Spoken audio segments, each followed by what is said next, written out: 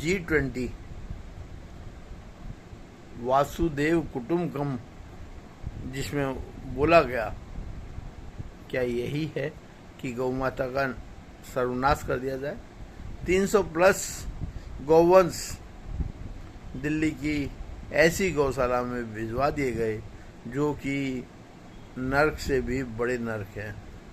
लाशों के ढेर पड़े रहते हैं वहाँ पर, और वो हमने कोर्ट में भी साबित किया था। बाकायदा ऑडिट रिपोर्ट वहाँ पेश की थी कि आपकी चारों गौशालाओं में हाल ये है कि 3000 गायें हर महीने मर जाती हैं।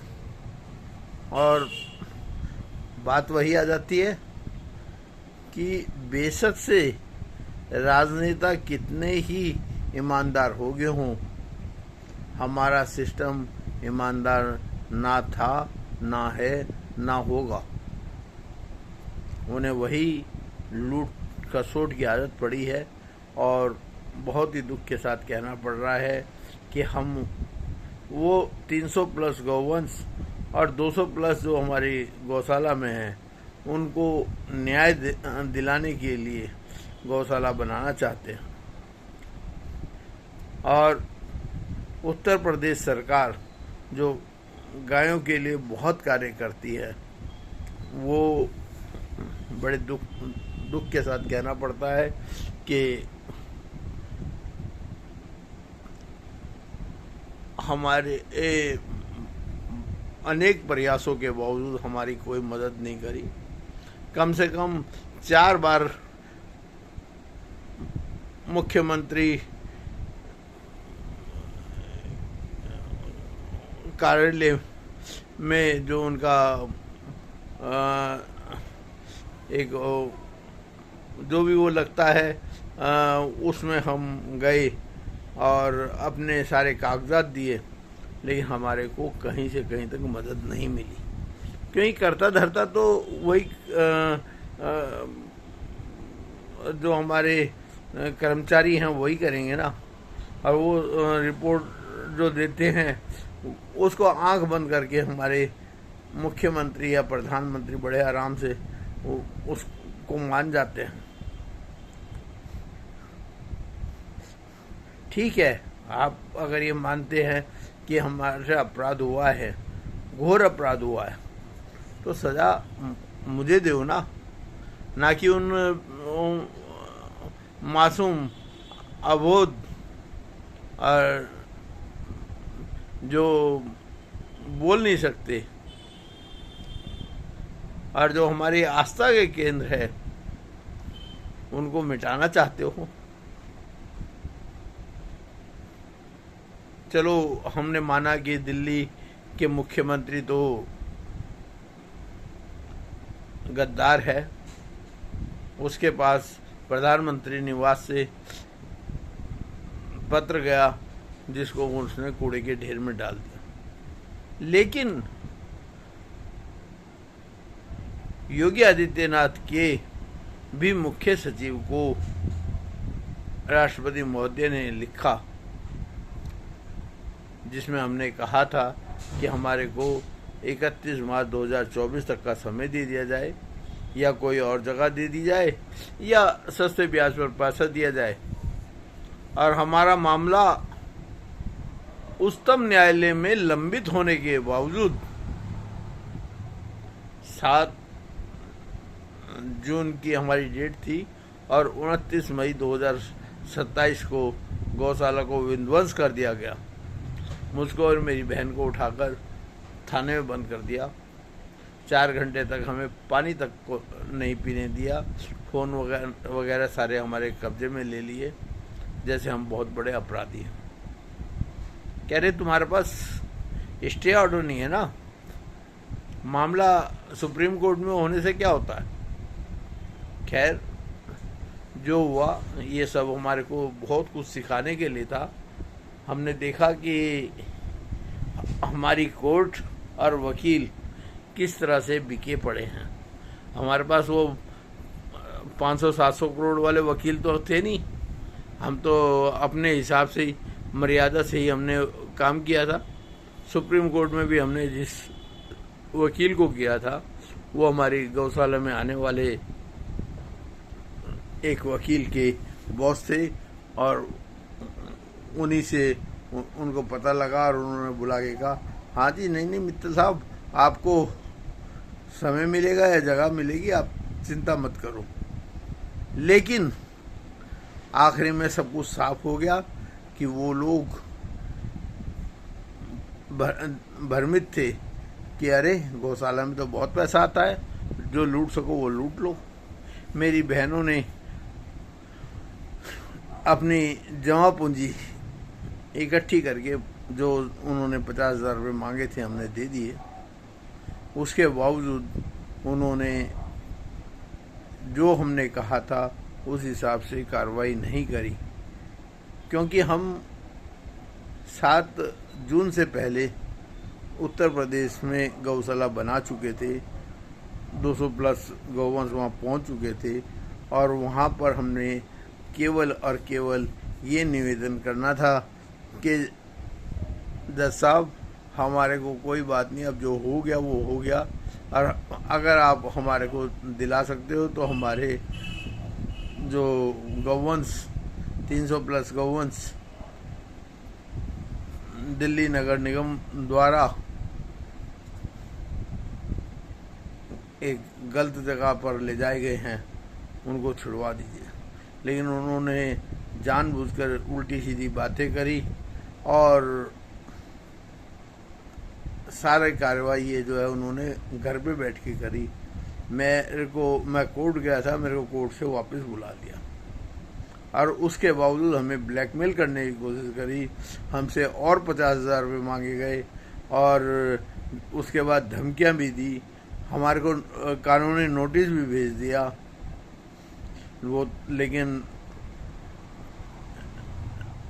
जितने भी बड़े लोग हैं उसके ऊपर एक बहुत बड़ा ऊपर भी बैठा है, न्याय तो वही करता है ना। और देखिए, केजरीवाल ने हमारे 300 प्लस गौवंश भेज तो दिए, अब क्या भुगत रहा है?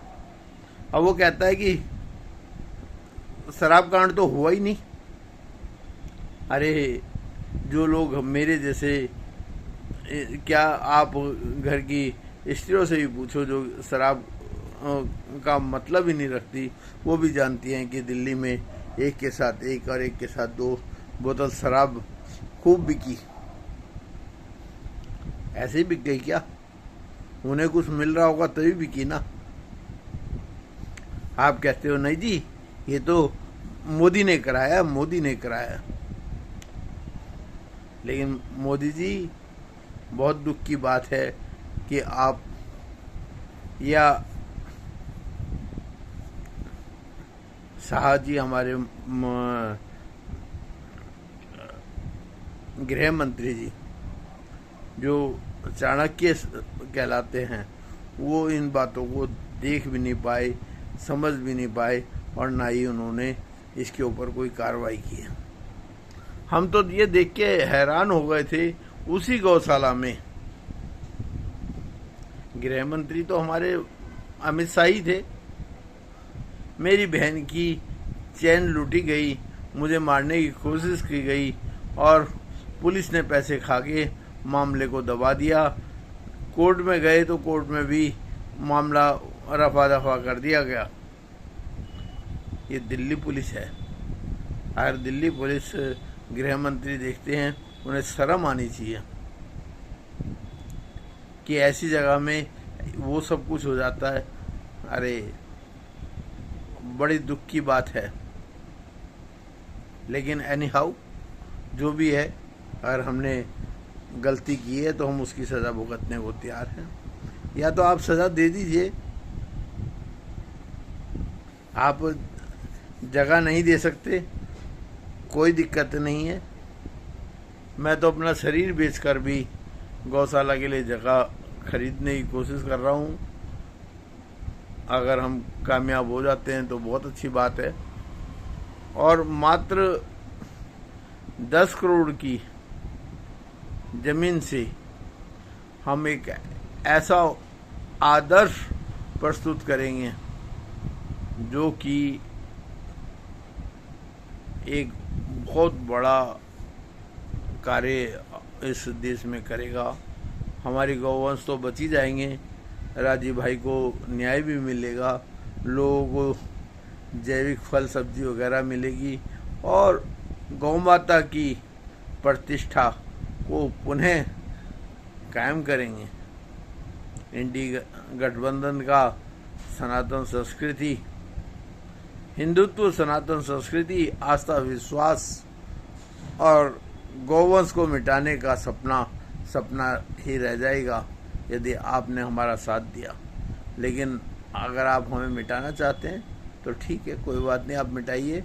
नहीं तो आप मुझे जहाँ पे कहें, जब कहें, मैं खुलेआम खुशी खुशी सार्वजनिक तौर पर फांसी के फंदे पर लटकने को तैयार हूँ, अगर मेरे को आप इतना बड़ा अपराधी समझते हो तो।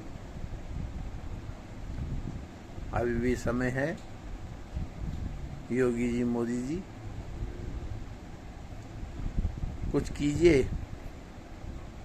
अभी तो ये एक छोटा सा वो था जो 2024 के चुनाव में उन्होंने किया, और इसमें काफ़ी कुछ गलती आप लोगों की भी थी कि आपने केवल और केवल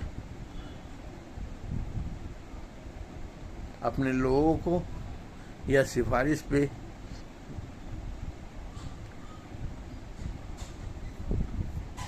कैंडिडेट बना दिए। लेकिन वो लोग जो सिफारिश पे आते हैं वो क्या काम करेंगे? आज हमारी गौशाला को कुछ नहीं होता अगर हमारे विश्व हिंदू परिषद के कर्ता धर्ता आलोक जी हमारा साथ देते। और साथ केवल ये देना था कि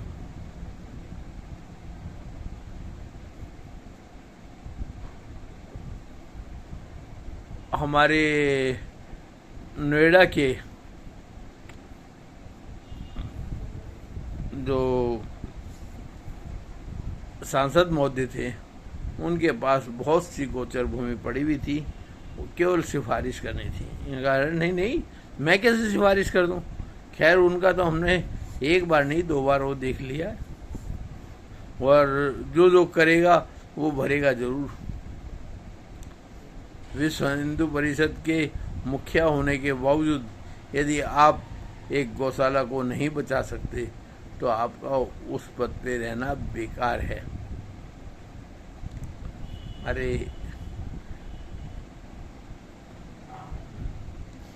आलोक जी, लोग तो आपकी संस्था में मरने के उपरांत अपना शरीर दान करते हैं।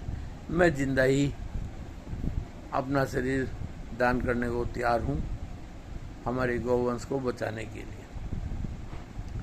ले लीजिए आप, और जो है जो भी ज़रूरतमंद हो उन्हें मेरे एक एक अंग निकाल कर दे दीजिए, मुझे कोई एतराज़ नहीं है। भारत माता की जय। योगी जी, मोदी जी, जागो, यूं ना सो।